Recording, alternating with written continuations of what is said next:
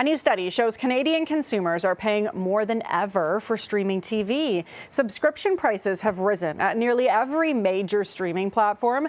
Some companies have bumped up their monthly rates, while others have reworked their service packages with a price hike built in.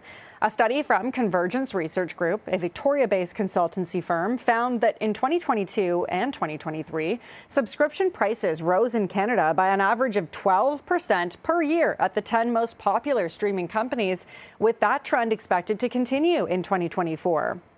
And tech expert Carmi Levi joins us now for a look into his crystal ball to tell us how long this trend can actually continue. Carmi, it's good to have you on today. Thanks for taking the time. Great to be here. Thanks for having me, Lindsay. Okay, so 12%, quite a bit. What do you think? Is this the start of maybe a downward trend for streaming TV because these prices are just skyrocketing?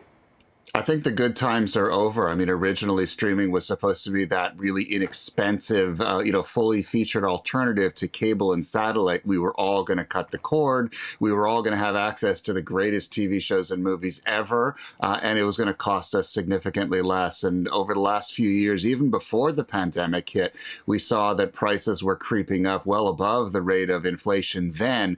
And that only accelerated as we got deeper into the pandemic. And of course, now we're hitting economic headwinds. So the market is becoming a lot more competitive. It used to be only the Netflix game. Now you've got a number of other entrants, notably Amazon and Apple. Those are the two giants, Disney as well. And they're putting huge pressure on Netflix to buy more licensed content, produce more original content. That's expensive.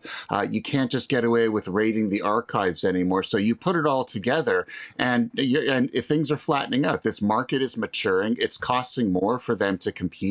It's costing more for us to keep pace and to see what we want to see. It does make sense when you say it like that, though, that most streaming services are now having to produce a lot more of their own stuff. I've noticed that with Netflix. And there was a time when, yeah, like you said, Netflix felt like it was the only streaming service. Now there's so much competition. And especially when you add in the Online Streaming Act, Bill C-11 as well, things get even more kind of complicated. Exactly. I mean, specifically in Canada, the Online Streaming Act is going to force companies like Netflix and in the audio space, Spotify, to pay into the Canadian cultural industry to contribute back to it, produce content here, tell Canadian stories, and that will inevitably drive prices up. Of course, we all want to see that content. The music industry benefited significantly from that a generation ago when they did the same thing with CanCon. But at the same time, at some point, someone's got to pay for that. And that someone, unfortunately, Lindsay, is going to be us. And Canadians are facing higher prices everywhere, right? Is there any room for maybe things to change? Obviously, these new reports are saying nothing's going to change in 2024. But is there a bar when it comes to how much Canadians will pay for streaming TV? Oh, I think there is, and I think we've already gotten to that point. Canadians are looking at their household budgets and they're kind of cutting wherever they possibly can. And one of the first things they do is look at entertainment services. That's an easy cut. If you have 4 services that you're subscribed to now, you can easily cut that down to 2 and live with it.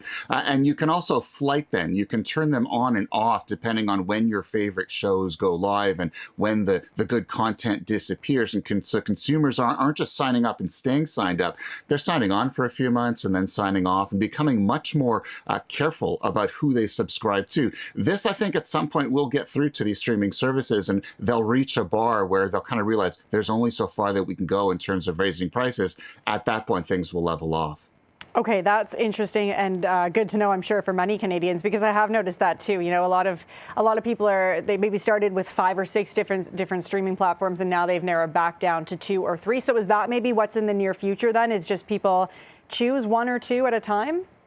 I think so. I think what you do is you narrow down significantly. You keep an eye out for what's coming soon. You watch the trailers. You sign up for something when your favorite series appears in the catalog, and then you sign off once you've finished binge watching it and you don't really have anything else you want to watch on that service.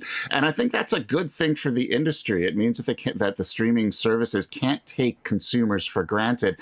It means that they've got to be very careful about bringing great content to us and ensuring that they're not charging us too much for it. This is what good competition does, and I think we're finally starting to reach a point in the industry where we're at that point. And I think it's healthy. It's healthy for the streaming companies. It keeps them on their toes, and ultimately it gives consumers better value. We will get there. We just have to get through the next couple of years. Very interesting. Carmi, it's always great to have you on. Thanks for taking the time today. I appreciate it. Appreciate it, Lindsay. Thanks so much. That is our tech expert, Carmi Levi.